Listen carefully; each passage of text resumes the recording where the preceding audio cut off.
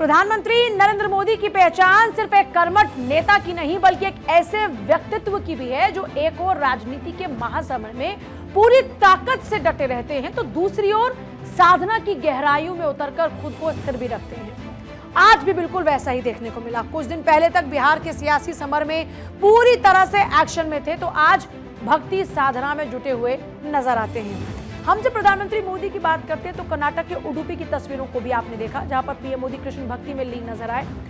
उडुपी की ऐतिहासिक श्री कृष्ण मठ में पूजा अर्चना करते हुए वो नजर आते हैं और इस कार्यक्रम में करीब करीब 1 लाख लोगों के साथ भगवत गीता के श्लोकों का पाठ करते हुए नजर आते हैं, जिसे पीएम मोदी ने भारत की आध्यात्मिक और सांस्कृतिक शक्ति का एक अद्वितीय उदाहरण भी बताया। फिर हम पणजी की बात करते हैं तो उडुपी के बाद पीएम मोदी गोवा पहुंचते हैं और फिर गोवा के पणजी में तस्वीरें नजर आती है जहां पर वो साधना करते हुए नजर आते हैं, जहां पर वो बात करते हुए नजर आते हैं। तो देखिए, पणजी में पीएम मोदी की राम भक्ति देखने को मिलती है, यानी पहले कृष्ण भक्ति और फिर राम भक्ति। यहाँ पर पीएम मोदी ने धनुष बाण लिया, विशाल राम मूर्ति का अनावरण भी इस मौके पर किया। प्रधानमंत्री मोदी देश के प्रमुख मंदिरों में लगातार जा रहे हैं, जहां वो केवल दर्शन नहीं कर रहे बल्कि गहन पूजा अर्चना और साधना भी करते हुए नजर आते हैं और ये सिलसिला लगातार जारी है। भक्ति साधना के जरिए प्रधानमंत्री मोदी को शक्ति मिल रही है। पीएम मोदी का ये निरंतर आध्यात्मिक भ्रमण बताता है कि वो सत्ता के केंद्र से दूर अपनी आंतरिक ऊर्जा को मजबूत करने में विश्वास रखते हैं। उनका मंदिरों में समय बिताना, धार्मिक परंपराओं का पालन करना और स्वयं को भक्ति के मार्ग पर केंद्रित रखना, ये सब दिखाता है कि वो राष्ट्र सेवा के लिए केवल राजनीतिक शक्ति पर ही नहीं बल्कि आध्यात्मिक शक्ति पर भी भरोसा करते हैं। देश की जनता को भी उनके इस आध्यात्म पथ से गहरा संदेश मिल रहा है कि नेतृत्व में सफलता के लिए कर्मठता के साथ आस्था और आत्मिक शांति कितनी अनिवार्य है। यही वजह है कि एक दिन में 2 राज्यों का प्रधानमंत्री मोदी ने दौरा किया। गोवा में विशाल राम मूर्ति का अनावरण भी किया। प्रधानमंत्री मोदी की राम भक्ति देखने को मिलती है और जब हम गोवा की बात करते हैं तो आज आपने देखा 77 फीट ऊंची मूर्ति जिसका अनावरण प्रधानमंत्री मोदी ने किया। वो मूर्ति 77 फीट ऊंची है और अयोध्या में राम मूर्ति के अनावरण के बाद तीसरे नंबर पर होगी।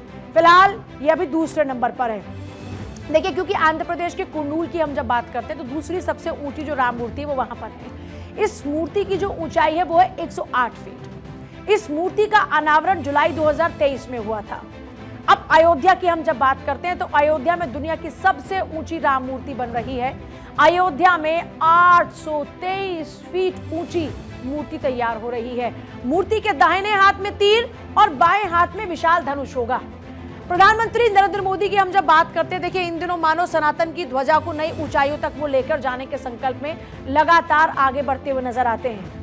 उडुपी की पवित्र धरती से लेकर गोवा के प्राचीन मंदिरों तक की हम जब बात करते हैं तो उनकी हर यात्रा, हर पूजा अर्चना, हर साधना एक संदेश देती है।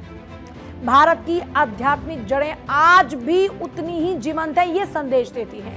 राजनीति के रण में अग्रणी और अध्यात्म के पथ पर विनम्र प्रधानमंत्री मोदी का ये रूप ऐसा प्रतीत होता है जैसे वो सनातन संस्कृति की शक्ति, स्थिरता और प्रकाश को अपने आचरण से फिर से केंद्र में ला रहे हैं। अब देखिए, हम जब बात करते हैं 77 फीट ऊंची भगवान राम की प्रतिमा की, तो आज अनावरण हुआ इस प्रतिमा का। और अब सबसे बड़ी बात यह कि जिस गोवा में पार्टी कल्चर के तौर पर गोवा की पहचान को देखा जाता, आज वह भगवान श्री राम की इसी प्रतिमा के साथ में अध्यात्म के साथ भी ये कनेक्शन जो है वो एस्टेब्लिश हो रहा है। भगवान राम की जो प्रतिमा ये पूरा तरीके से कांस्य की है। राम सुतार ने, जो कि प्रसिद्ध मूर्तिकार है, उन्होंने इस प्रतिमा को बनाया है। प्रधानमंत्री नरेंद्र मोदी ने श्री संस्थान गोकर्ण पुर्तगाली जीवोत्तम मठ की तरफ से विकसित रामायण थीम पार्क गार्डन का उद्घाटन भी किया। इस मौके पर पीएम मोदी ने विशेष डाक टिकट और एक स्मारक सिक्का भी जारी किया और उपस्थित जनसमूह को संबोधित भी किया। इस दौरान प्रधानमंत्री मोदी ने भगवान राम को नमन भी किया। यहां भगवान श्री राम की 77 फीट ऊंची भव्य कांस्य प्रतिमा स्थापित की गई है। 3 दिन पहले ही मुझे अयोध्या के भव्य श्री राम मंदिर के शिखर पर धर्म ध्वज आरोहण का सौभाग्य मिला है और आज यहां प्रभु श्री राम की भव्य मूर्ति के अनावरण का सुअवसर मिला है। गोवा से पहले प्रधानमंत्री मोदी उडुपी में थे। यहां पर उन्होंने ऐतिहासिक कनक मंडप का दौरा किया और 14वीं 15वीं शताब्दी के हम जब बात करते हैं संत दार्शनिक और कीर्तनकर कनक दास की, तो उनको पुष्पांजलि अर्पित करते हैं प्रधानमंत्री मोदी इस मौके पर। उडुपी श्री कृष्ण मंदिर में भगवान श्री कृष्ण की मूर्ति के जो पश्चिम की ओर मुड़ने की पौराणिक घटना है, श्री कनक दास को इसका श्रेय दिया जाता है। यहां से आयोजित कार्यक्रम में बोलते हुए प्रधानमंत्री नरेंद्र मोदी ने कहा कि उडुपी ने 5 दशक पहले एक नया शासन मॉडल पेश किया था, प्रस्तुत किया था। साथ ही उन्होंने ये कहा कि गीता में श्री कृष्ण की शिक्षाएं हर युग में प्रासंगिक हैं। उडुपी से पीएम मोदी ने दुश्मन देशों को चेताया भी और कहा कि दुश्मन दुस्साहस करेगा तो सुदर्शन चक्र तबाह कर देगा।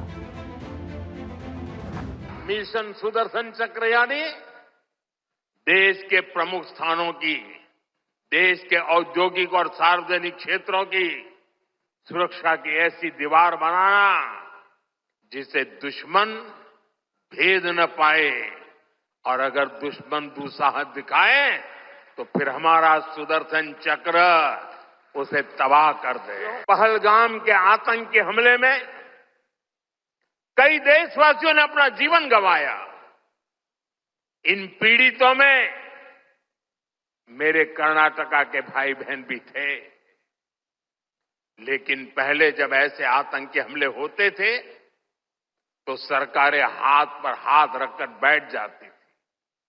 लेकिन ये नया भारत है, ये न किसी के आगे झुकता है और न ही अपने नागरिकों की रक्षा के कर्तव्य से डिगता है। और उडुपी में प्रधानमंत्री मोदी ने कहा कि अयोध्या से उडुपी तक राम जन्मभूमि आंदोलन में संतों की भूमिका रही है। उडुपी के लिए राम मंदिर का निर्माण एक और कारण से विशेष है। हम जब नए मंदिर की बात करते हैं तो उसी नए मंदिर में वेदांत के प्रकाश स्तंभ जगत गुरु माधवाचार्य को भी जगह दी गई है। और इस दौरान में पीएम मोदी ने कृष्ण मंदिर के सामने बने सुवर्ण तीर्थ मंडप का भी उद्घाटन किया और पवित्र कनकना किंदी के लिए कनक कवच समर्पित भी किया। यहाँ पर देखिए, जब लोगों की हम बात करते हैं तो लगभग 1 लाख लोगों का एक भक्ति कार्यक्रम था ये, जिसमें स्टूडेंट्स, साधु, विद्वान और अलग अलग तरह के लोग शामिल हुए। कुछ दिन पहले प्रधानमंत्री मोदी ने अयोध्या में ध्वजारोहण किया था और आज उडुपी से लेकर गोवा तक में भक्ति साधना करते नजर आते हैं। यानी सनातन का परचम लहराने में प्रधानमंत्री नरेंद्र मोदी जुटे हुए हैं।